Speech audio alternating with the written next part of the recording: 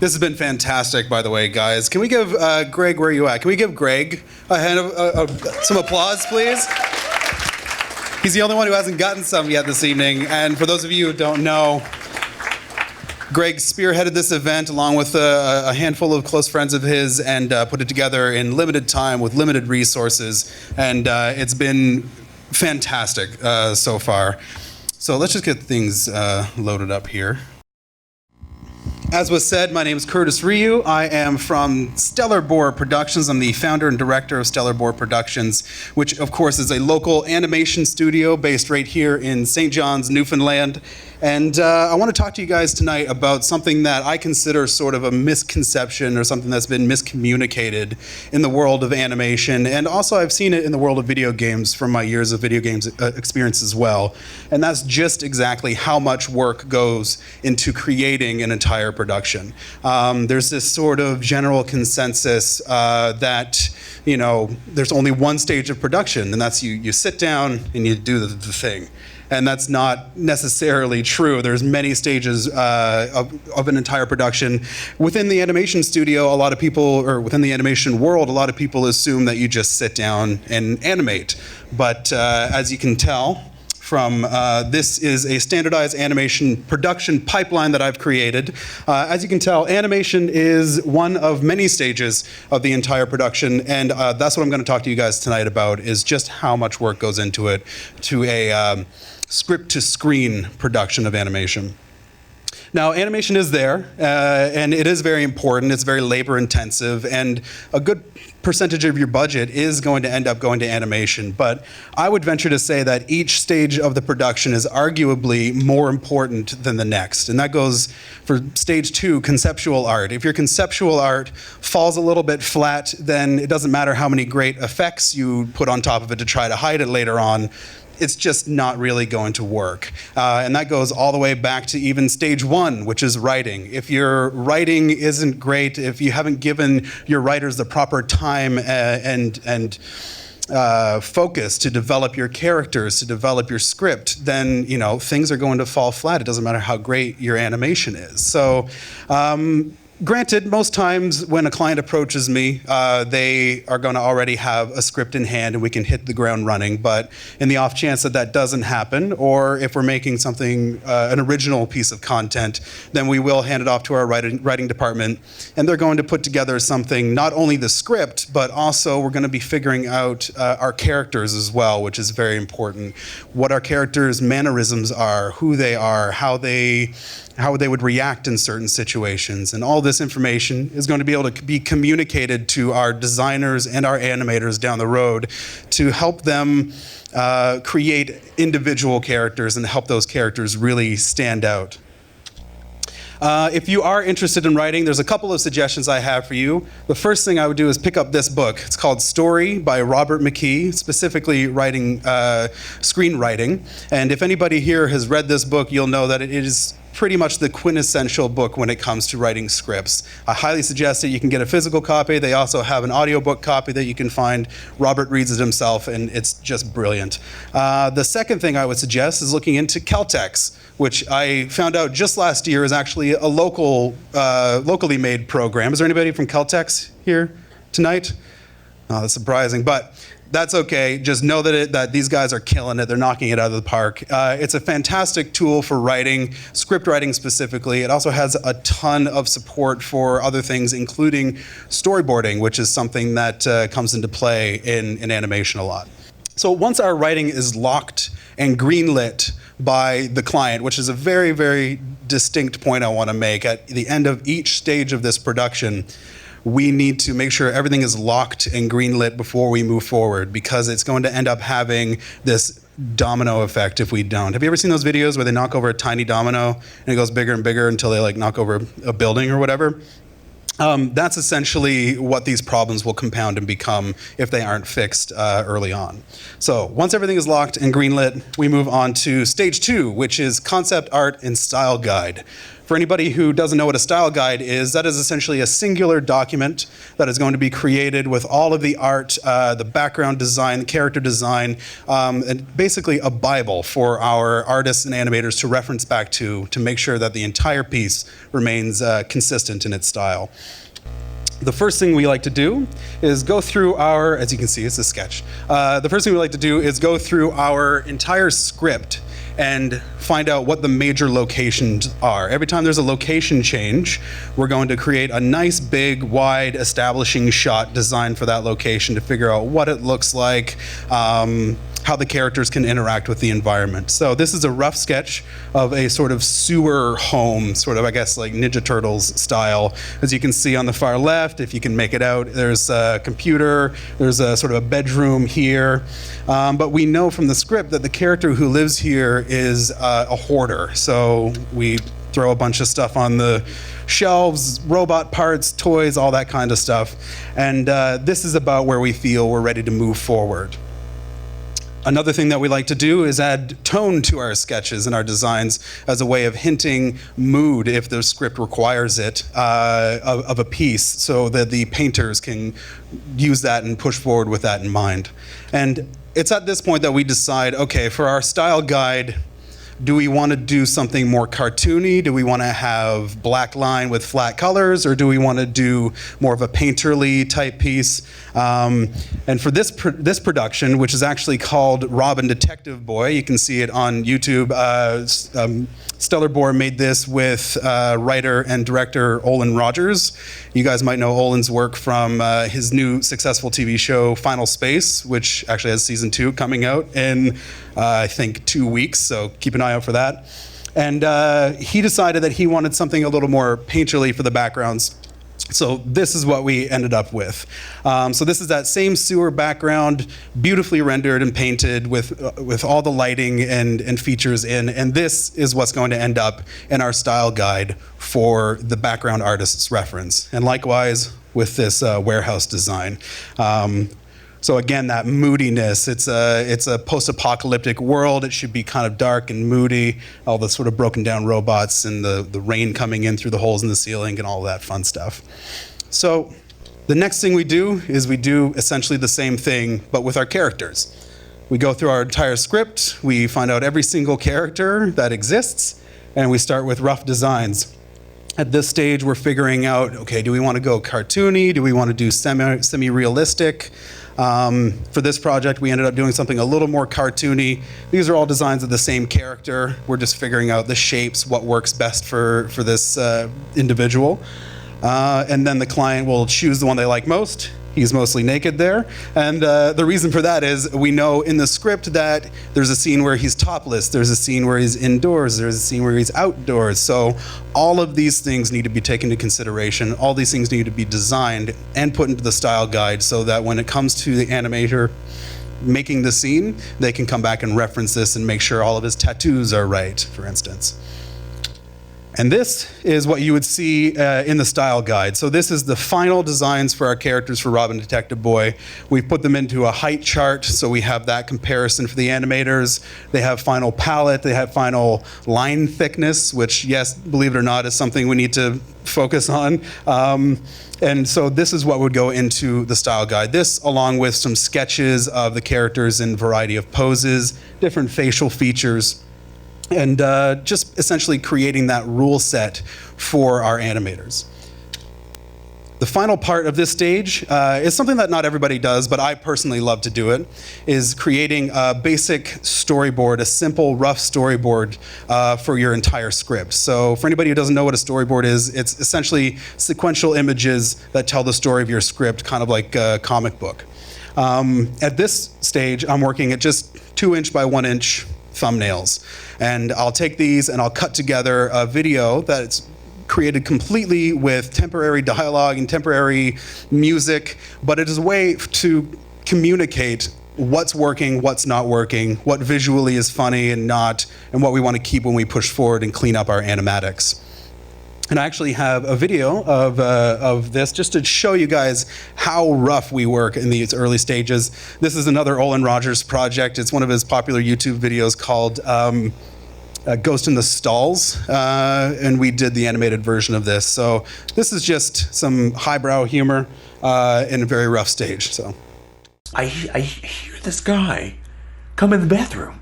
He comes in the bathroom, gets in the stall next to me, okay? And I see sneakers. He started pooping next to me, okay? Luckily, I was in the post-poop, okay? I was just supplying effects with poop. You know, I didn't want him to know that I was in here. You know, that awkward, you know, you guys are both pooping but not saying any words, and then it turns into like some awkward, like, Skyping poop call. No, I don't want any part of that. Not me. So I just remained quiet. I'm gonna keep quiet. I don't want this guy to know I'm in here. I didn't want that awkwardness to happen. But in doing this, I created a new awkward moment of quietness. It was so quiet. It was so freaking quiet. I heard a fly fart. It was like a soft, angelic whistle. It was quite beautiful, actually. So as you guys can tell, everything's incredibly rough at this stage. There's even some scenes in there that you can't even really tell what's happening, and those would have been replaced later on. But some scenes, like the fly fart, ended up making it all the way into the final animation. I have one more sample for you guys. This is at the same level of sort of rough storyboard design. This is for a personal passion project of mine called Blue Haired Boy. I'm actually making this completely live on Twitch, from script to screen, showing the whole production process. And I'm also doing another small video game project on Twitch as well. So if either of those interest you, come hang out with me, twitch.tv/StellarBoar. Anyway, so just this, I think you guys will find interesting. It's a passion project. It's strongly based on JRPG video games, and this little sequence tells the story of our hero running through the woods, killing enemies, and he's being followed by blue-haired boy who wants to be a hero and kind of idolizes this guy.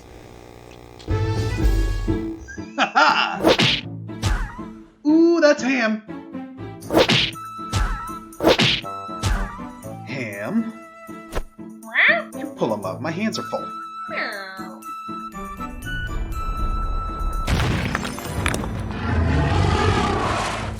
This is it. Ha-ha! Your days of absorbing UV rays and producing oxygen are over, fiend. Chip, it's turn-based battle! Huh? I was but a prince, thrust onto the throne after my father was murdered by his only son. Oh, that's a good backstory. My father was slain. I won't be. Ultra double backflip lightning slash 3!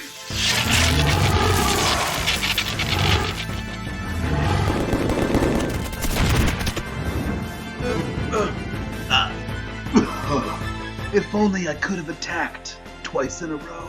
Huh? No! So as you guys can tell from that, and oh, thank you very much. Another reason I wanted to show you guys that is just to show how rough the audio is as well. It's literally just me yelling nonsense into my laptop microphone, essentially. And of course, all the music is just picked from games that I like, just to give the composer an idea of sort of what feel and vibe I want to go with. So once that's all locked and ready to go, ready to push forward, we're going to go to stage 3, which is our builds and animatics stage. And this is where we're going to take those videos I just showed you to the next level with proper art, with characters that are closer to being on model, more poses, multiple poses that we're going to show, maybe some rough background sketches and stuff. Anything, the more work you put into an animatic and the more solid it is, the easier things are going to be when you get to the background painting stage, the animation stage as well. So I have a couple of samples here I wanted to show you. This one is from a video that we made at Stellar Boar called Surviving 71. It was written and directed by a man named Wahid Ibn Reza, and it's about the freedom war in Bangladesh in 1971. So it's a much more sort of piece of serious content. This animatic was actually provided to Stellar Boar by the team in Bangladesh, but I thought I would definitely give those guys a shout out and show you how they kind of knocked it out of the park by just adding a lot of lighting and tone and stuff to the piece.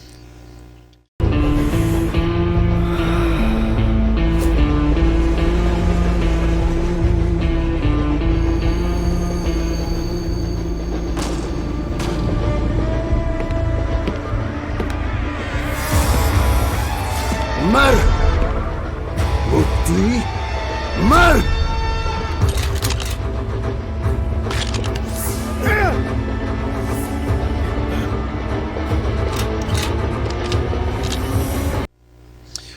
So yeah, that's just a little clip. Another thing I want you guys to take away at this point is obviously the audio has stepped up its game, not only the art. So we have our music is much better now, and a very, very important part at this stage is to bring in your actors, do all the voice acting, and get that locked down for this final animatic, because if you push forward into animation with temporary dialogue, it's only going to cause massive issues in the animation department. It's happened to me in the past, and it's just nothing that you want to be involved with.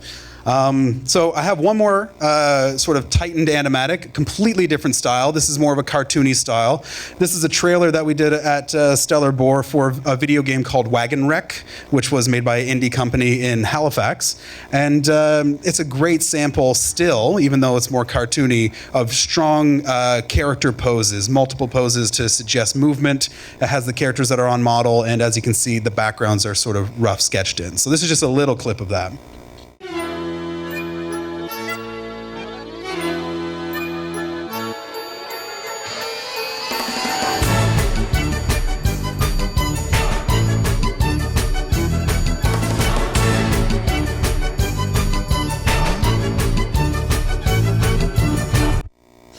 So yeah, that's basically it. It's a very fun, very cartoony, very sort of slapsticky comedy type of videos. Very, very fun to make. But once we have our animatics to this level and we're ready to push forward, then these are going to be locked and greenlit by the client. Now, while this process is going on, actually, I forgot that I put these in here. I put these in here to kind of compare to those rough little 1" by 2" sketches that I showed you guys earlier. So these are the boards for a final animatic. So you can see much larger images, so we can do camera movements throughout the piece. The characters are drawn in multiple angles, like I said. We do lighting to add a bit of mood, like in that bottom right panel where he's kick flipping the wagon over a hole. And yeah, so it just really steps the game up a level in this stage. So this is a video just to show you guys, while we're doing that, we're also creating character builds. I'm just going to talk over this video. For those of you who don't know, a character build, have you ever at Halloween gone to the store and bought those skeleton paper cutouts that have the little pivot points? Essentially, the character build is a digital version of that, but we have much more control over the art that goes into it. So each piece, each element can have multiple positions for the hands, the feet, the legs, etc. And the more detail you put into those builds, the more, the simpler it's going to be for your animators to use. And potentially, the more smooth the animation is going to be. If you have a very simple build, you're probably going to end up with more of a puppety looking flash style animation. If you have a more complex build, it's just going to add another level that the animator can play around with. And as you can see, even the face is broken into the individual pieces. You can look around. And then we have multiple mouth positions as well for lip sync purposes. So yeah, once all of this is locked and ready to move forward, I make that distinction every time, we move on to stage number 4, which is backgrounds, props, and prep. So we're going back to Robin Detective Boy with this beautiful piece of the sewer environment, because our background artists would be referencing this from the style guide that they were provided. The background artists will be given this, and they'll be given the individual shots from the animatic, which is essentially moving the camera around within this environment. For example, this angle, very, very rough, simple, just a hint of a computer there. So we know that this character is sitting in front of his computer. And the background artist will take this angle, reference the style guide, and come up with this background. And this is what's going to be used in the final piece. And then we rinse and repeat that same process and create all the backgrounds for the entire piece of animated content. And it is a very labor-intensive process. On average, there's about 10 backgrounds per minute of footage. So you can imagine how many backgrounds are in even a 5-minute piece like this video was. And unfortunately, you know, it is one of the parts of animation that kind of gets a little overlooked. It gets a little overshadowed by animation itself. But, you know, a good solid production will always give the proper time and the proper budget to the background department so that they can create these gorgeous painted backgrounds.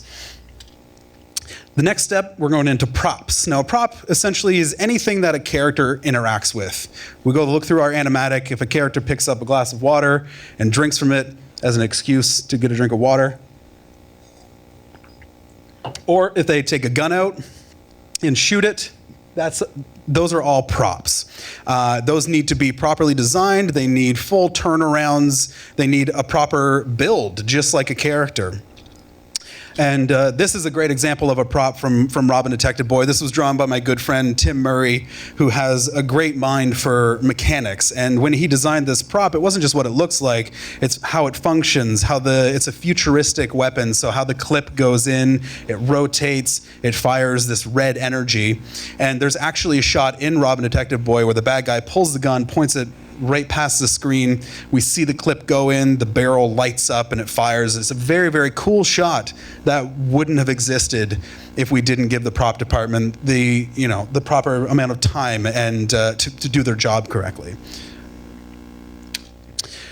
This is a horribly shot video, just to apologize for that, but this is just to show the example of how many files are generated by this next step. This next step is called animation, cut, and prep. And what we're going to do is we're going to go into our animatic, and every time there's a camera cut, that's a different scene, usually about 5 to 10 seconds long. And we need to cut and create a separate video file and audio file per scene. So this is for a 5-minute video, and you can see how many scenes that generates. It's a ton. And then we take those and we create animation files. We use a program called Adobe Animate, as you saw earlier during the character builds. And we create an individual animation file per scene. And we drag in our audio and our video for the animator's reference. We bring in the relevant backgrounds. We bring in the character builds. We bring in the props. And then the scene is ready to be handed off to the animator to animate. And unfortunately, in my experience in the industry, this stage of the production is easily the most overlooked. It's the one that kind of just gets pushed to the last minute, and that is a horrible decision, because if you do this stage incorrectly, if you miss or add a few frames to a scene here and there, it doesn't sound like a big deal, but 1,000 scenes later, suddenly your video and audio is off by 15 seconds and you've made the worst dubbed foreign film of all time, basically. So definitely worth giving the due diligence and the time to get this done correctly. So now, once all of that is locked, we can finally move on to stage 5, animation. So, in my personal opinion, everything before this stage is pre-production. Animation is the production itself, and everything that follows is post-production. So, there's just so much work that goes into the pre-production of an animated film, and it really needs to be given its proper due diligence, its proper budget, to make sure that it's done correctly, so that once we do get to animation, things can push forward smoothly. The animation is going to be way better and way stronger. I have a couple reference videos, again, from Robin Detective Boy, because I loved this project. Essentially, animation is usually split up into 2 stages. First stage is rough animation, which is usually done by a higher quality animator or a senior animator. And they're going to take the character and essentially key out the major poses, smooth that out a little bit, and just really get the character moving throughout the scene in an expressive and interesting way.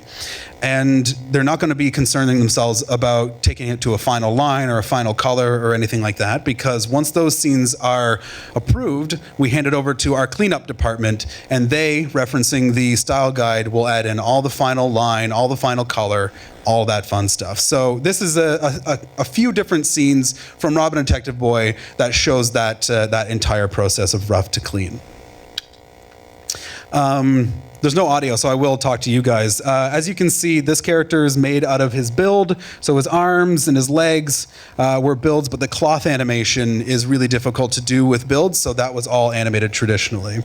A larger movement like this, where a character is turning and spinning, the build is just super restricting, so the animator felt it was necessary to animate the full character's body.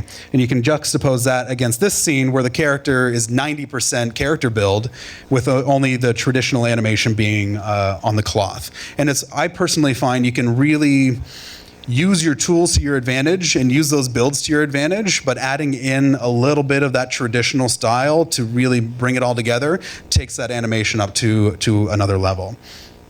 And I have one more example of this rough to clean animation. Don't worry about the black, it just fades in from black. One more example, this is a project called Ruin World. I had the pleasure of animating a trailer release for my friend Derek Loffman's comic book called Ruin World that was released with Boom Studios. And this is a little bit of a different type of rough animation. It's more blocky, more symbol-based, but for all intents and purposes, it serves the same purpose. And this is just a short video, it's only 18 seconds, so I'll just show you guys the full rough and then the full clean.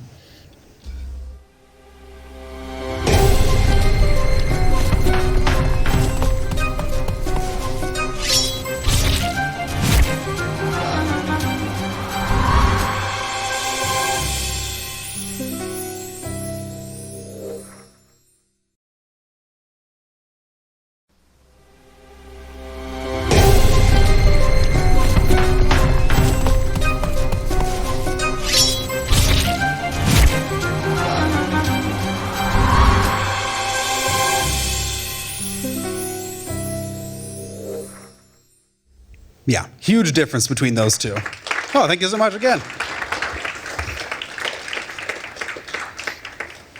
And I'm sure that you've heard people say, just from watching special features and films and such, that animation is 24 frames per second. That means 24 drawings per second. But I'll show you guys a sample. This is just a video breakdown of that scene that you just watched. This is again, in Adobe Animate, and you can see at the bottom here, this is the timeline. So every single layer represents a different character, a different effect, a different prop, and every dot you see is an individual drawing. So what people forget to mention, like this is animated on 12, so it's actually 12 frames per second. But what people forget to mention is that's 12 drawings per character, 12 drawings per prop, 12 drawings per special effect. And then when you think about it like that, even for a 15-second bit like this, you can imagine how incredibly complex these files get and how animation is a very skilled part of the production. Little character run. That's a lot of fun. But yes, okay. Once all of that is locked, every single one of those individual files has been animated and approved. We move on to stage 6, which is compositing, effects, and audio. And this is essentially the stage where we hand all of these scenes off to our compositing and effects artists, and they put the love in, so to speak. You're going to add additional camera movements. We're going to add lighting. We're going to add some more effects like snow, rain, particles, whatever the scene requires to really bring it to that next level. And this is a stage where I personally find you can take an animation that looks like a simple, maybe like a high quality YouTube animation, and bring it up to that television level. And the sample videos I provided actually go from animatic all the way through to the final compositing and effects. These scenes are from Surviving 71, and I will say that Surviving 71, it's a pretty harsh short. It deals with war, it deals with prisoners of war, it has explosions and blood and guns. So if that's a trigger for anybody, I just wanted to put a warning out there, and I do apologize.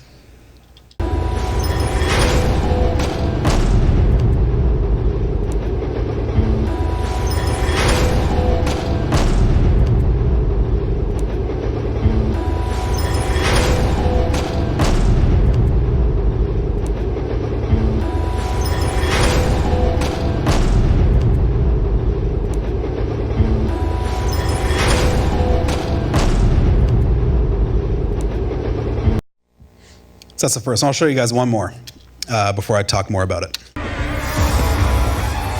Mar! Uti! Mar! Mar!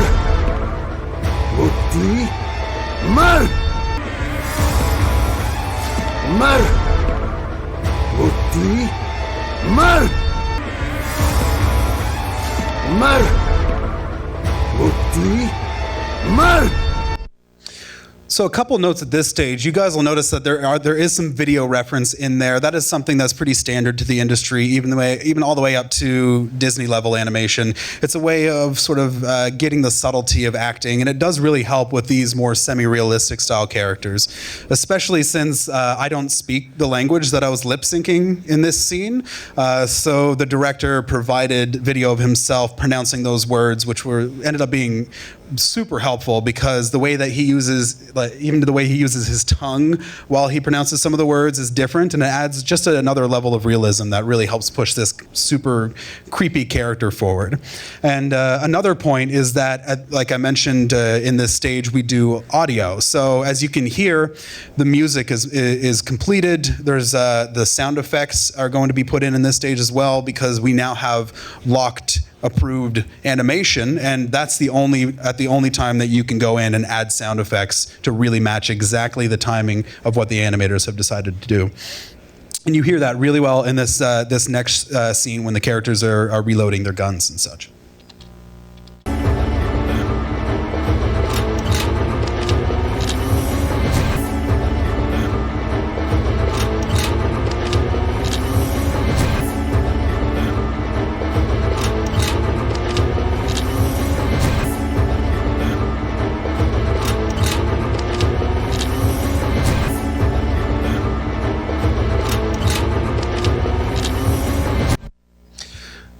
I loved that shot. The effects team killed it in that shot, and the whole thing really came together really well.